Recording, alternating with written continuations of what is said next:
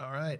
Welcome back to our Simple Healthy Life podcast, where today, Ryan, I couldn't be happier to have how would I even identify you? We'll start with my high school wrestling coach, the person that pulled me into the sport, the person that wouldn't let me quit when I wanted to quit, the person that stuck by me the entirety of my career, especially when I was really, really not good.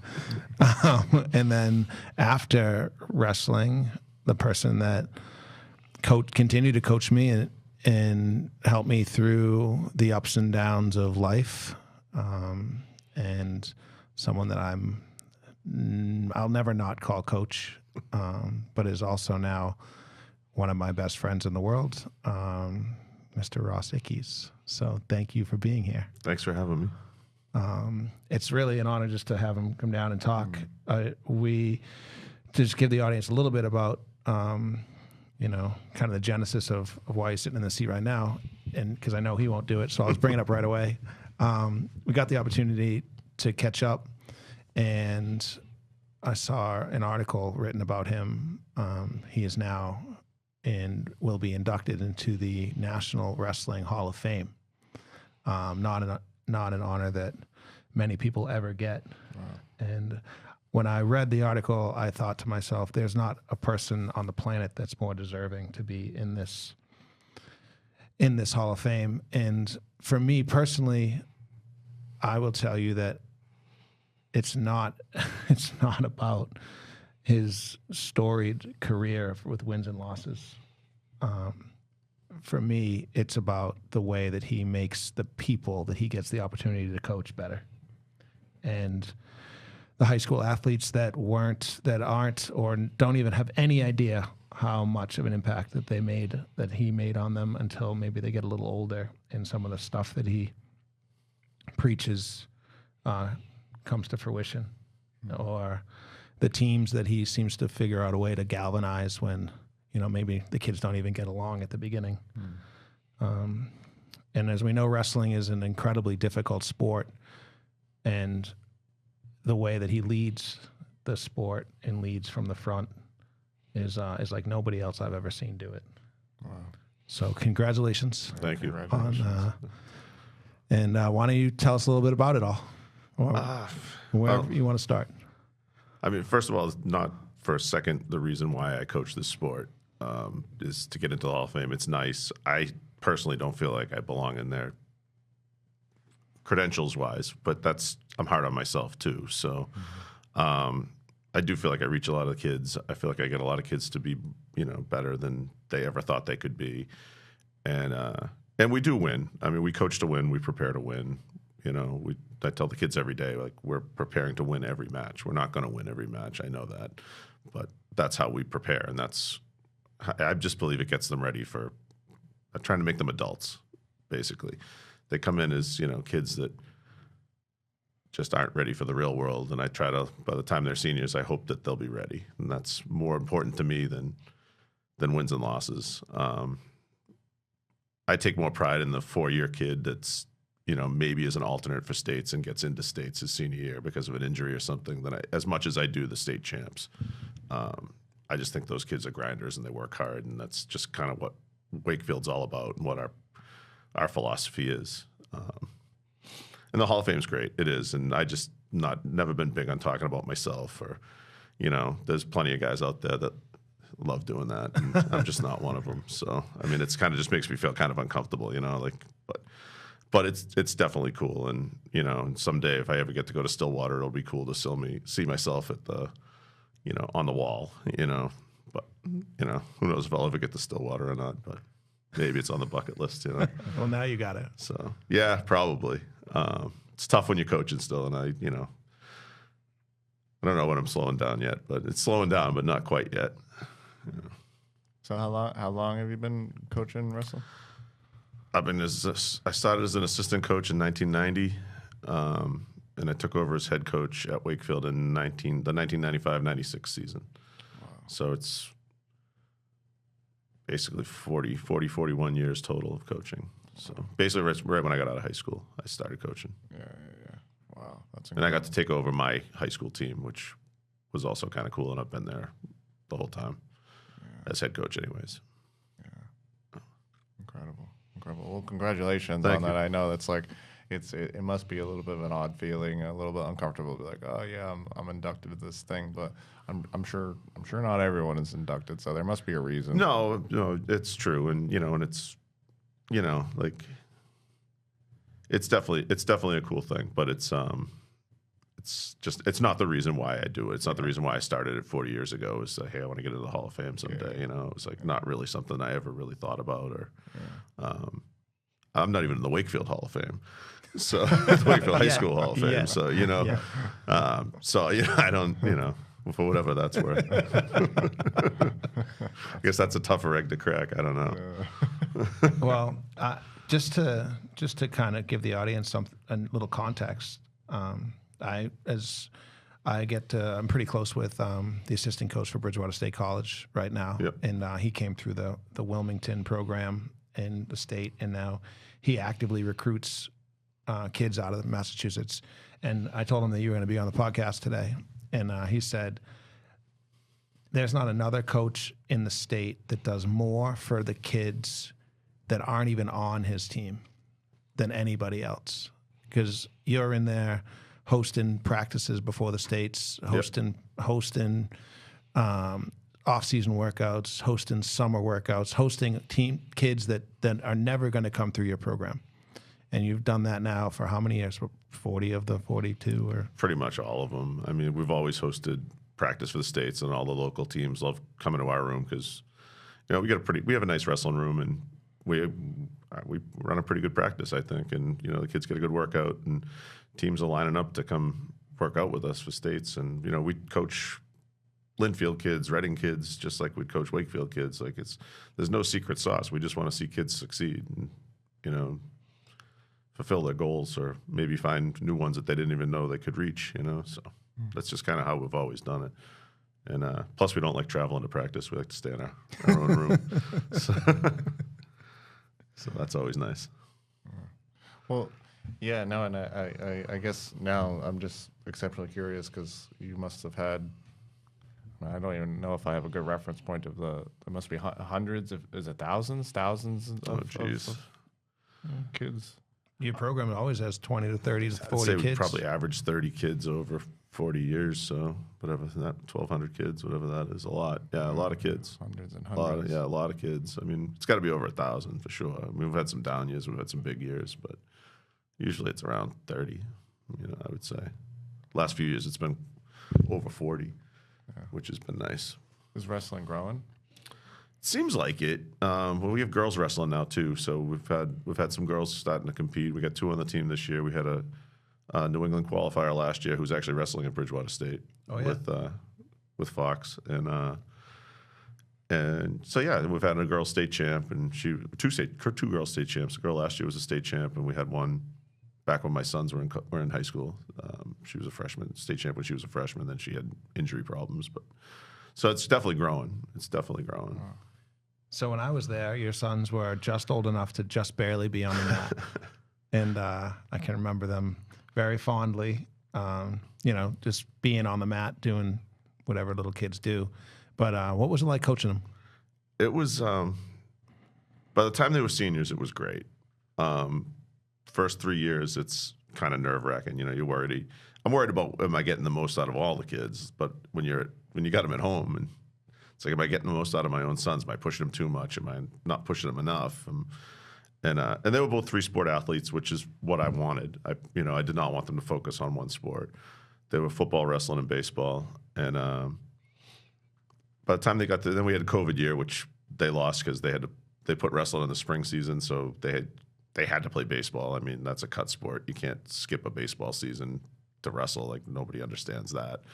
So I got that. So they lost their junior year, which stunk. And then their senior year, we ended up coming out of nowhere, and we lost the state championship by 1.5 points. That's right. And they both placed, and Nathan was a state champ, and Luke took 5th, and it was a blast. That year was really fun. That was the first year I could kind of really get in Nathan's corner. Before that, I had to kind of stand off to the side because I just, I let the assistants coach him. I couldn't do it. Like, Really? It was just too nerve-wracking. I was just too nervous the whole time, and but it was fun. It was a lot of fun coaching them, and now they're back. When they're back from college, they help me out, and like they'll both be up at Lowell with me this weekend, coaching the kids, and so Awesome. it's fun. It was a lot of fun. Very cool. But yeah, I mean, they've been in the room since they were, infants, like babies. Yeah. I'd put them in the side corner. That's what people say they can't coach because they have kids. I used to put them in the corner of the room and leave them in their car seats and run practice. So they've always been there. They always know the whistles and heard everything. So it was fun. It was a fun ride. It really was. So, I mean, I don't do a whole lot of wrestling, but I do some jujitsu, and I have an essence of what it's like to be on the mat and be in that like one-on-one kind of conversation with someone, and it's so hard. And even me, I roll with wrestlers, and I'm like, these people are a little different. What is it that like wrestling? I guess like you've been doing it for so long, you've been seeing it for so long. I mean, what does it teach people?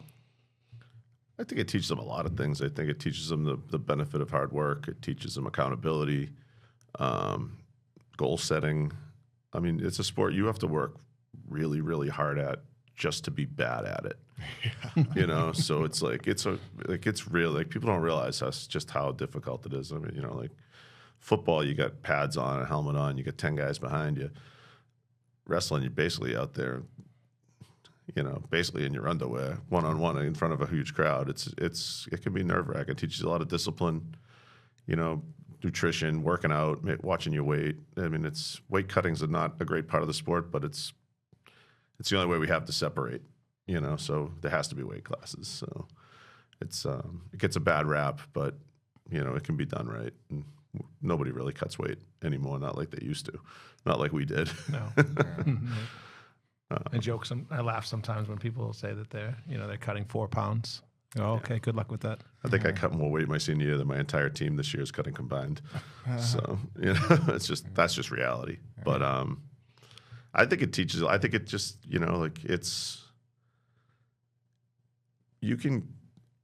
have an edge over somebody else. If the guy that you're interviewing for at a job has any kind of a wrestling background, they see that you wrestled on your resume, you have an instant like edge on someone else because they know what you've been through. Yeah. And it's hard, and it's a lot of hard work, and it's very rewarding when you reach your goals, but it's also a sport that you get literally every ounce to the ounce you get out of it what you put into it. So if you put a JV effort in, you get a JV result. If you put a state championship effort into it, maybe you get to the state finals and are competing. So yeah, and you preach that all the way through. All the way through. I tell the team, I just told them the other day, there's 3 types of kids that make up a program, and I need all 3. There's a kid that wants a T-shirt, there's a kid that wants to be the starter, and there's a kid that wants to be the champ. But don't act like the kid that wants the T-shirt when tell me you want to be a state champ. You gotta own which one you are. You got to live with it, or you got to work to change it. But I need all 3 of those kids to have a program. Like to have a team, yeah, you may only need 1 group of those, but for a program, I need all 3. That's my opinion. And you've never turned anybody away. Never. I just got a letter in the mail, like an old school snail mail letter from a kid who wrestled for me back in like 2006, that had cerebral palsy, and still does, obviously. But he's like just congratulating me on the Hall of Fame and just reminiscing about how, in his words, how bad he was. But he got through it, and he still has still lives lessons. Trying to keep his body moving as best as he can now. He's got to be in his 30s, late 30s by now, and that means a lot. Like I don't think a lot of coaches get those letters, And I mean that's a kid with a severe physical disadvantage, and he got through it, and we loved him. We treated him just like any other kid on the team. So That's amazing. yeah, it was pretty cool. It was definitely a cool letter. I think he lives right in Ann Arbor, Michigan now or something. Like he's, and he's just like, I still remember one specific match that he mentioned, and you remember Coach Lauria. Yeah. And the way he was narrating the match, I can remember it. I can remember me and Anthony screaming at him in the match to shoot because it was the match he could win, and he just he just couldn't pull the trigger, and ended up losing like 3-2 or something. But we're like, that was the one. That was the one you could have won, So it was a pretty cool letter. It brought back. I actually read him back now that I think of it because it brought back a lot of memories that from that season. Amazing. Yeah, he was just a nice kid. Like for the most part, they all are. Like there's a lot of the administrators will say, "Oh, this kid's a problem. This kid's a problem." They're never a problem with us because you got to work. It's just too humbling. Like you can't be a jerk and get through wrestling practice. Right. You can be the biggest, toughest guy in the school, and you're going to get beat up by somebody who you may not perceive as being the very, very tough or very strong. So. Well, it also speaks to the culture that you built. Yeah. When people come in there, they have to follow suit. Yeah, and we run a pretty loose room because wrestling's so hard. They don't need to hear 40, 50-year-old guys screaming at them for 3 hours. We try to keep it short and sweet. Try to keep it around an hour and a half, and keep it light. If they want to play music, play music. Just when we're talking, listen. That's all we. That's really the only thing we care about is just so we can get our point across. But for the most part, you've been in our rooms. Our rooms of practice are pretty light. Oh, but they get their work done. the way that you use humor is, I like to follow suit when I get to coach. I feel like you're right. It's such a grind, and to come in day out, and even spend just 90 minutes every single day, beating your head up against the wall, or your drilling partner. Like you said, the last thing you need is someone yelling over your shoulder. Yeah, it doesn't. It just doesn't work. It's like we try to keep it pretty light and pretty fun, and it's like it's roughhousing with your buddies. It should be fun. Just got some rules. Yeah. It's such a refreshing take to say that you need all types of people with varying interests in the sport, because you're right. It's like, what do you call it? It's an individual team sport. I don't know what the term is, but you need the team because you need someone to get better and train with. But at the end of the day, it is kind of you versus yourself, and in a lot of ways. Yeah, it's one-on-one at a time. But in the practice room, we need practice partners. We need kids that I've had I got a kid this year. He's like, I don't want to compete, but he's great in the room. So I'm like, it just prompts me you won't quit because you're great in practice, And he's like, there's no way I'll quit. I just, some kids, it's tough, It's a lot of mental work going on in the sport, and last thing I want to do is make the kid miserable, So. I think it's interesting. Yeah, I never wanted to compete in jiu-jitsu when the environment, the stakes were super high. But as the second I step into an environment where it's like, well, you can do it if you want to, then I'm like, yeah, sure, let's do it. Right. I think that's such an important thing, and I would love to pick your brain about the mental game just in general. I think that's the biggest. And we just had a conversation on ego. And how that gets in the way of so many different things. But obviously wrestling and ego, and wrestling and jiu-jitsu and ego go together. You have to figure it out. Yeah, your ego can be humbled pretty quick in wrestling, and whether it's in practice or whether it's in in a match or whatever, it can go south pretty quick. You can have the biggest ego in the world, and somebody puts a beating on you, and it's like, wow, I don't feel so good about that now, But it happens. It happens a lot. It's it's a very humbling sport, and with jiu-jitsu now and MMA, and I think that's why our numbers have I think it's building up again, having a little bit of a resurgence. I was telling my wife we have like 6 Brazilian kids on the team this year. I didn't even know there was 6 Brazilian families in Wakefield, and they're all like. Once you get them to stop pulling guard, they come out to be pretty good. But they do love being on their back. But that doesn't work in our sport. That's so funny. And then you get the other kids that just they're watching UFC every weekend. I'm going to train MMA. I'm like, well, for the most part, it seems like the wrestlers have a bit of a leg up, with that stuff, just because of the takedown game. Yeah. And from what I hear I've never done jiu-jitsu, but from what I hear, the wrestlers walk in and they're like immediately a problem on your feet. Yeah, definitely.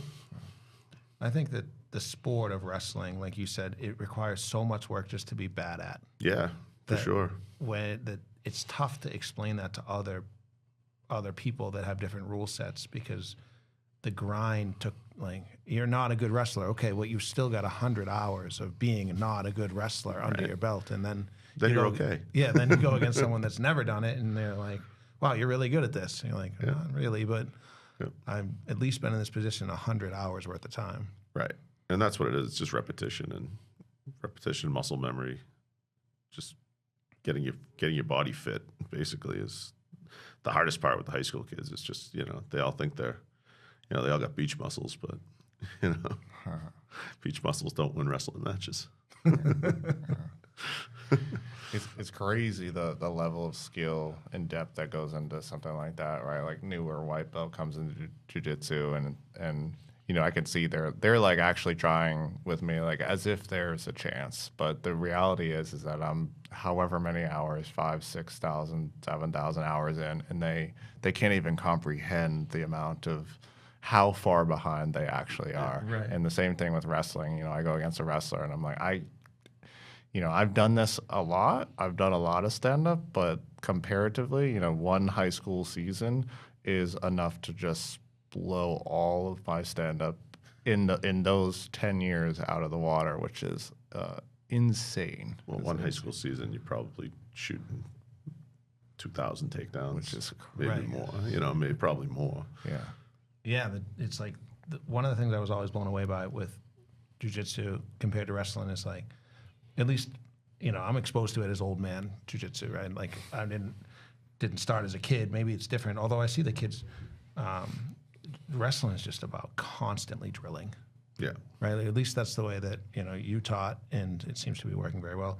Like constantly drilling. Take this move and drill it and drill it and drill it and drill it and drill it until you can't get it wrong. And that's the hardest thing to get high school kids to learn is how to drill. Yeah. Because my son wrestles as a wrestler at Johnson and Wales, and they do the same stuff. They just do it better. Like they just do it better, and that's what college. Division I college wrestlers.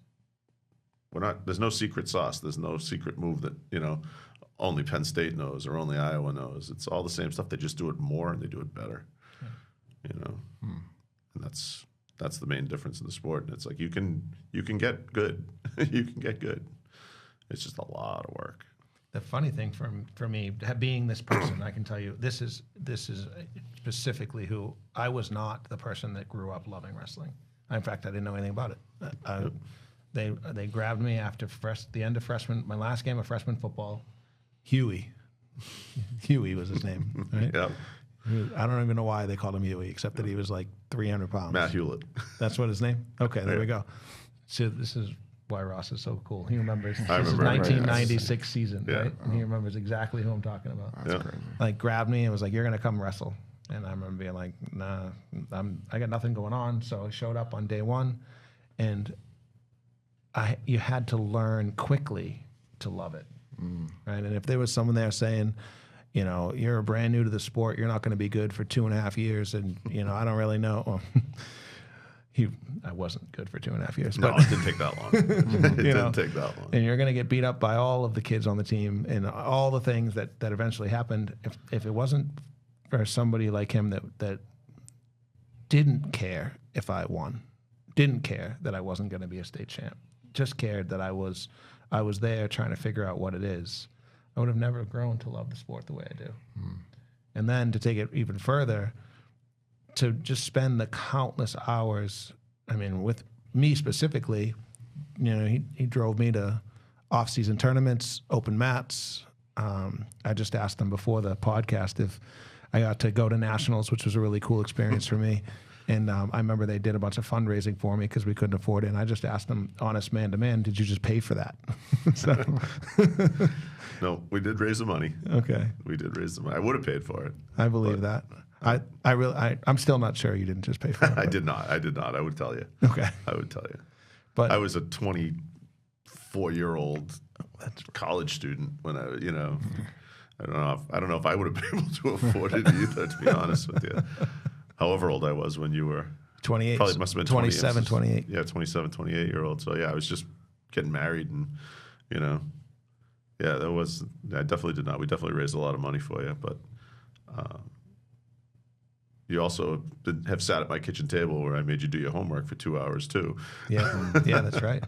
Yeah, I mean, you welcomed me into the family. That doesn't change it now. So I still have kids sitting at my kitchen table. My daughter helping them with their homework. Really? Yeah. Wow. Just not too long ago, right before the season started. So. And the interesting thing that I think the people should know is I'm sure, I'm not there, but I remember for me, it wasn't just to keep me eligible. It was still so that I could get good grades and be a good student. And I think that sometimes that gets lost in translation. The eligibility standard is not enough. Right. It's not good enough. You know, you could have pretty bad grades and still be eligible. It's not okay. So, what's the biggest barrier that a lot of the kids run into as they try to navigate? I mean, the hard sport that is wrestling. What do they run into, and how do they navigate through that? How do you help them through whatever it is? I mean, I think we just, like I said, we just provide a comfortable environment for them and just try to, like, hey, you need help with, like, we got your backs, Plus, they're kids. They're going to make mistakes. We've had kids that get caught doing stupid stuff and have to serve out the suspensions. And I don't turn my back on them. Like, you come back, you serve, you suspend, you do the crime, you do the time. When you're done, you're welcome back. And obviously we try to not let that happen. I would say probably in 40 years, it's probably been maybe 10 kids that have got suspended for doing, something silly. That's pretty amazing. Maybe a little bit more, but not a lot. And just, hey, we got your back. Come, you're a kid. You're gonna make mistakes. Yeah. It's reality. Yeah. I don't want you to make mistakes when you're an adult, because that's when they matter. All right. So hopefully they learn from it. It seems like a lot of them, there's all those kids that had troubles. Most of them have turned out pretty good, and most of them still keep in touch with us, which is cool too. Yeah, that's got to be really cool to see I know even when I pop in the room, just to see all the kids that have come back.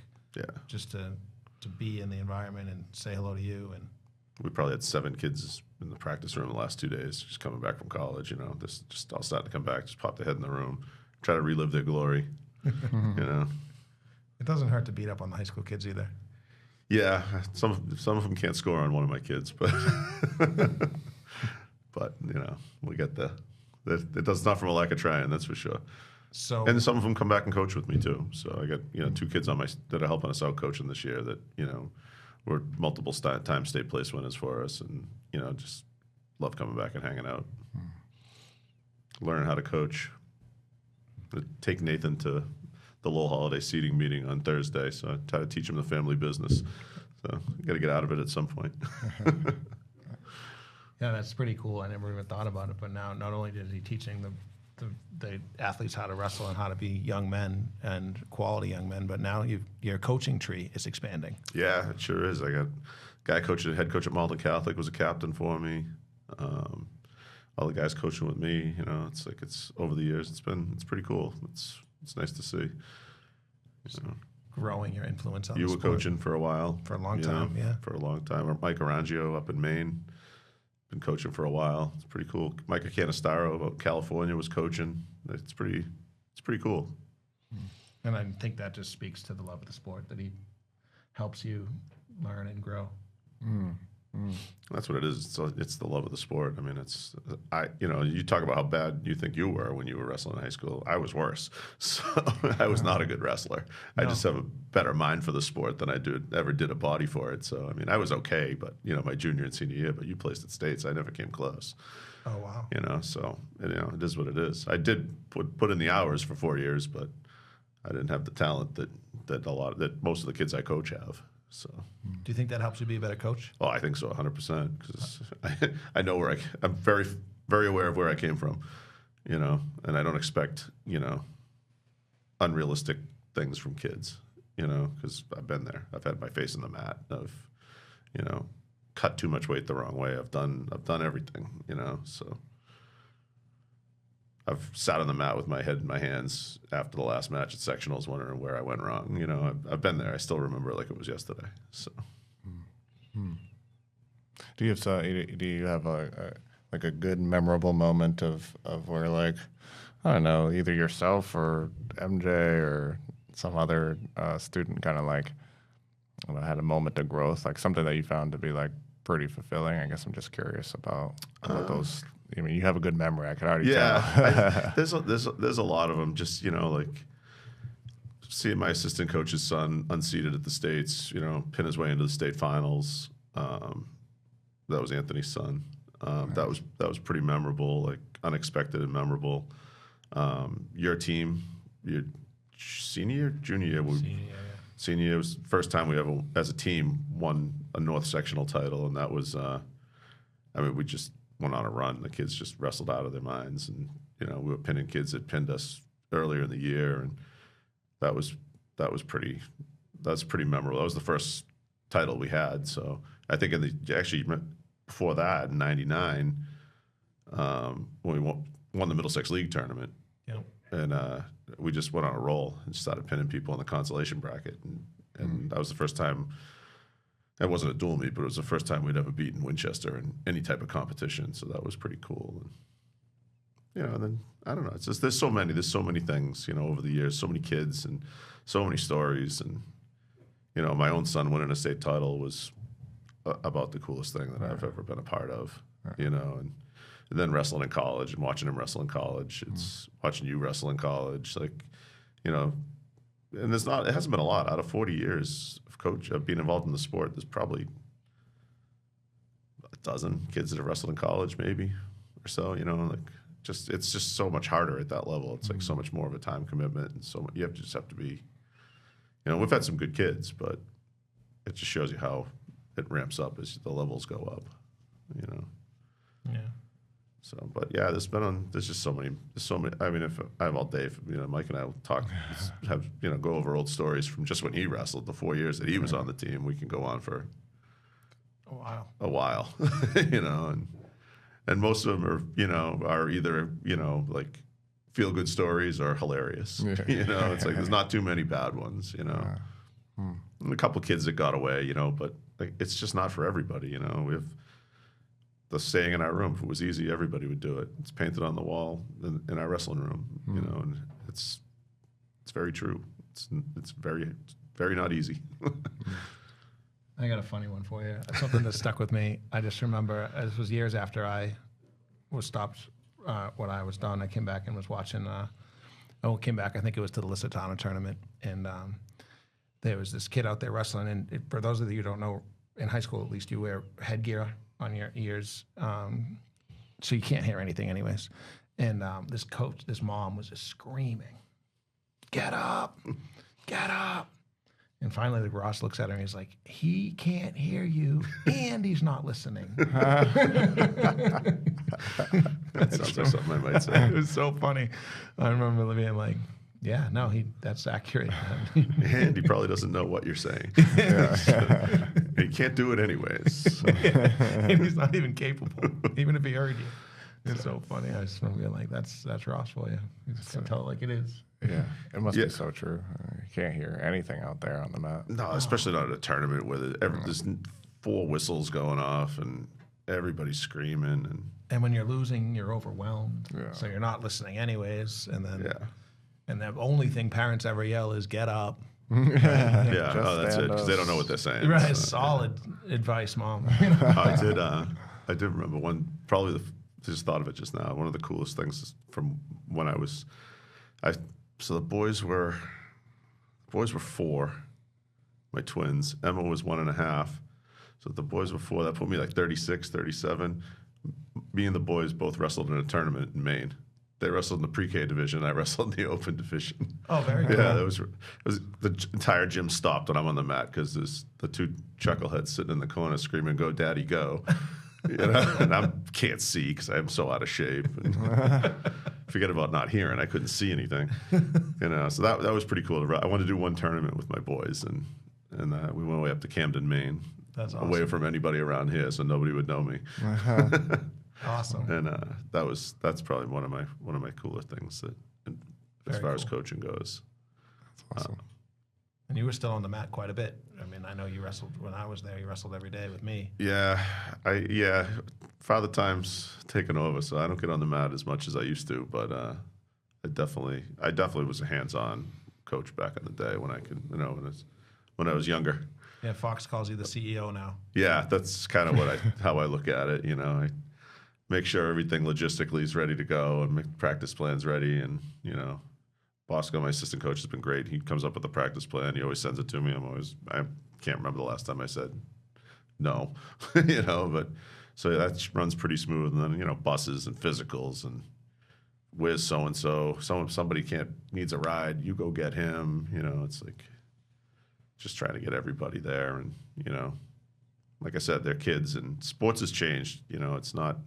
It's not people's first priority anymore. So sometimes we have to go a little extra to make sure everybody gets there, and send a captain that's on weight. Hey, go pick up so and so and come back. I know you're going to be late. That's fine.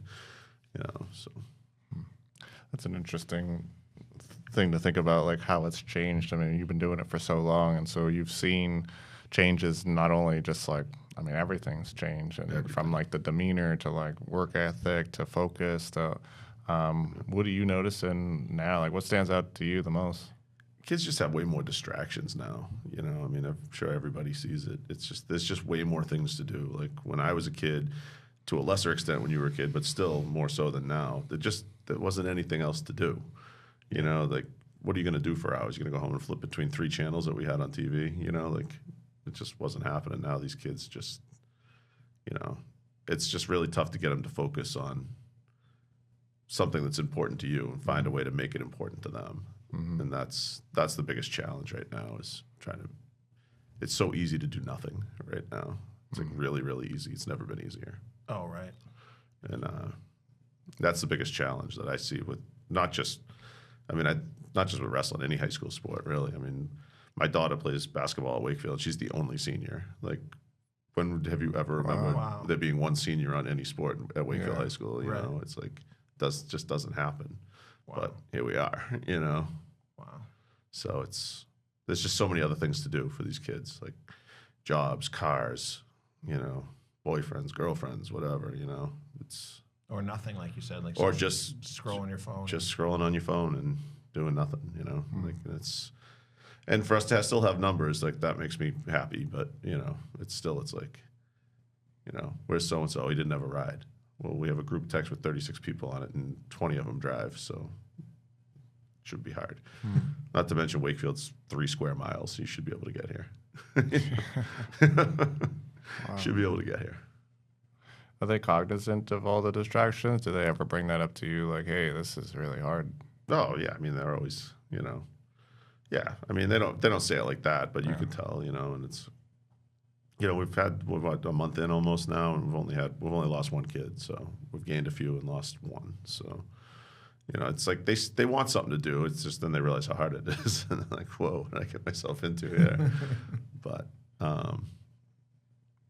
yeah, I mean, they don't say it, but you can tell it doesn't take a brain surgeon to see that they're distracted.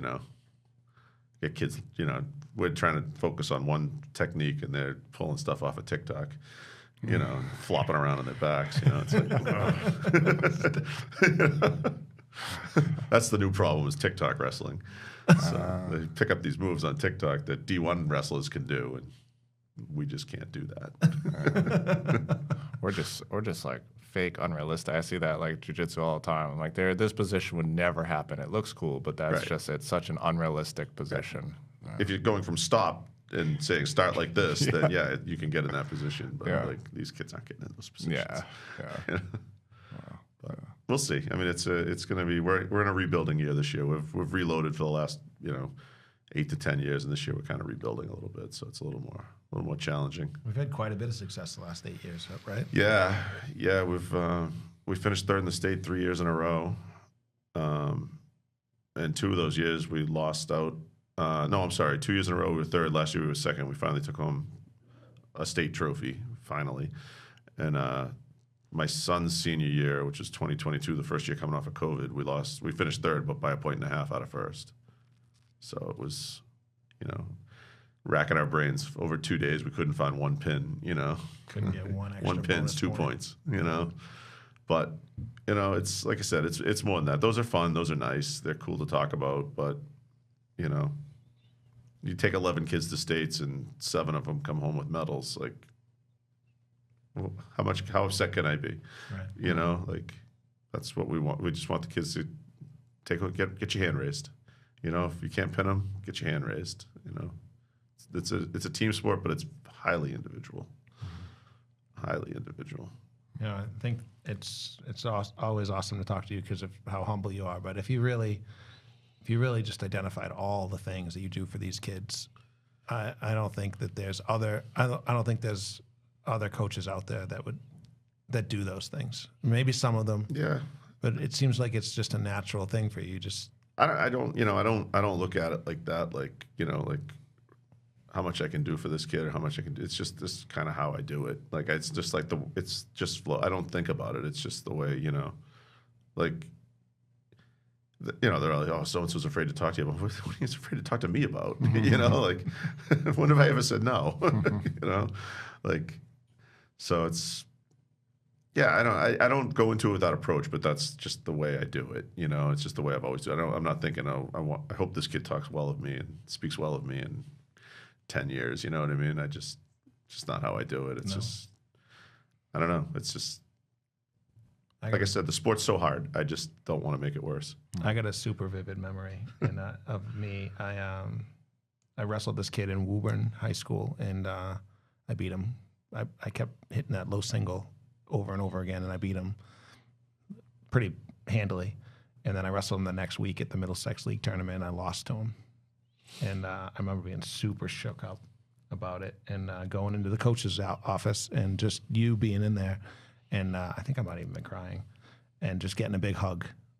And I remember what it meant to me was like, yeah, I was upset, and I was upset that I let the team down because it was in the tournament and all that stuff. But knowing that you were there to just give me a hug and say that, like, that's just how it goes. You know, just what it is. You're going to win and you're going to lose, and you might win and lose to the same person.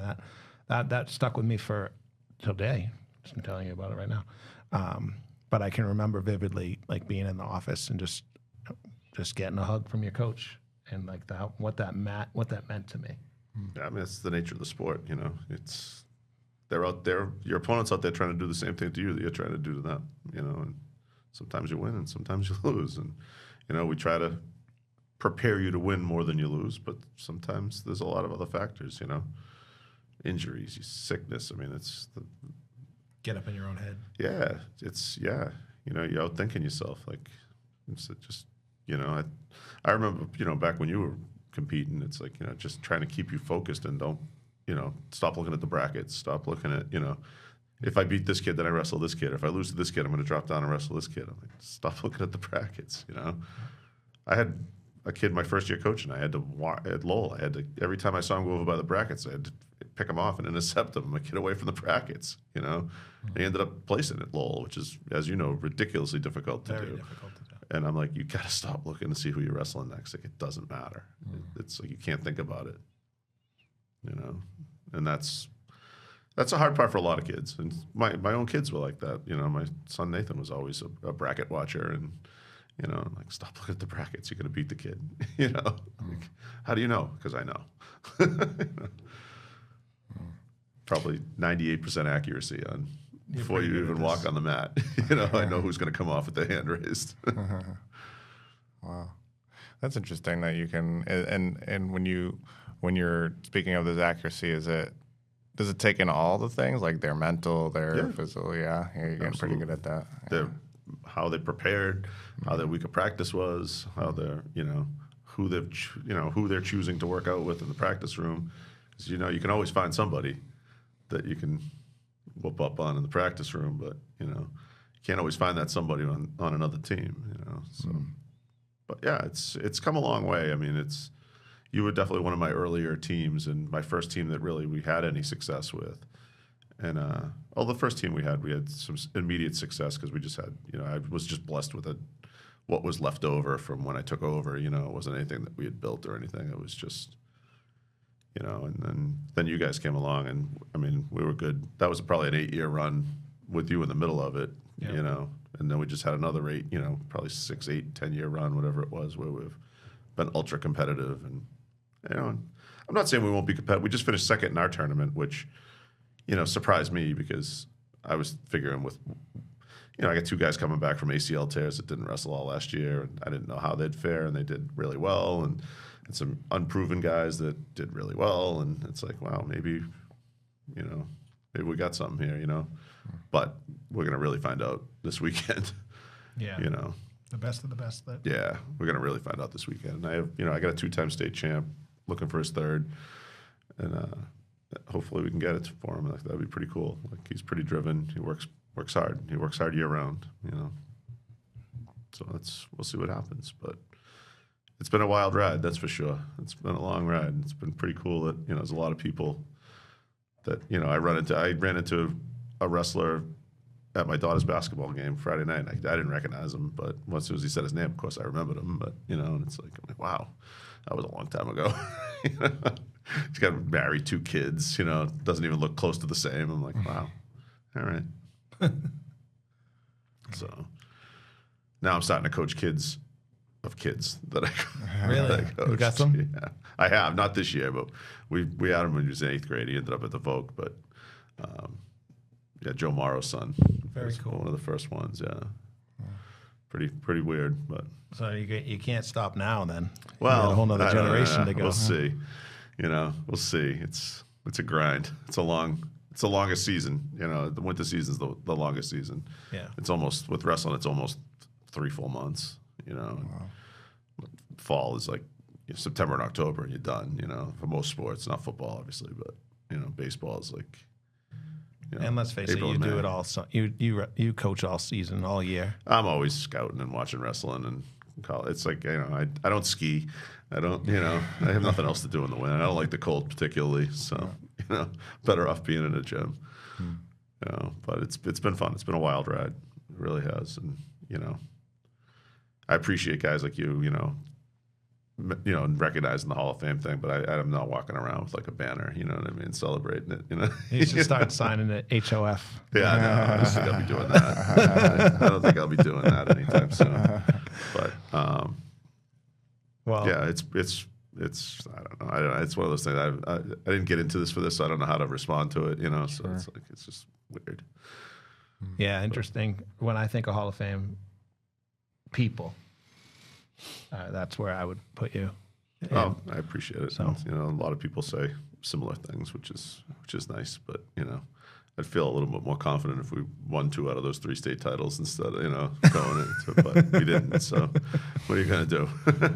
Well, there's nobody more deserving in the way that you've helped kids, specifically me. And you know, I can guarantee you there's 1,200 plus kids out there that feel the same way I did. I hope so. I mean, if that's, you know, if I was just remembered for that, that would be fine. You know, like it's just trying to make, you know, I grew up in Wakefield. I coach in Wakefield. I live in Wakefield. You know, I just want it to be a better place than it was when I was there. You know, and hopefully that's the way it's going. You know, It certainly is. we'll see. Yeah, and I mean, I think it's, you know, it's nice to even see the humility, because I think that's what 40 years in wrestling does to you. You have to be a little humble to like survive that sport, and so certainly you breed the essence of humility and humbleness. So it's always good to hear from you. Yeah, I appreciate it. Well, thank you for coming down. Thanks for having me. Well, this will come out probably sometime in January. Yeah. Yeah, and you know, I want to talk more about the Hall of Fame, but I know you don't. So Well, I'm going to let it go. You can talk about it if you want. I'll answer the questions. I'm just not going to offer the information. Well, you're a Hall of Famer in my book, my friend, Thank you. and you always I have been. appreciate And everything you've done for me, including helping me with my homework and giving me someplace to sit on Thanksgiving every once in a while. Yeah. You know, all of these fun memories. It's funny. I still remember you sitting at the kitchen table. I think I was still living with my mother at the time. You were, yep, Yeah. yep, that's true. And yeah, it just the work ethic, the coaching, the way you approach the tough things, they all rubbed off. So thank you very much, and thank you for all the other kids that you've done that for. I appreciate it. It's been awesome to see you turn into who you are. It's been a lot of fun. Well, we will we'll catch you next time. Yeah. Well, we'll see you guys next time. If you want to be on the podcast, or if somebody you think we should talk to, do all the things and let us all know. Thanks.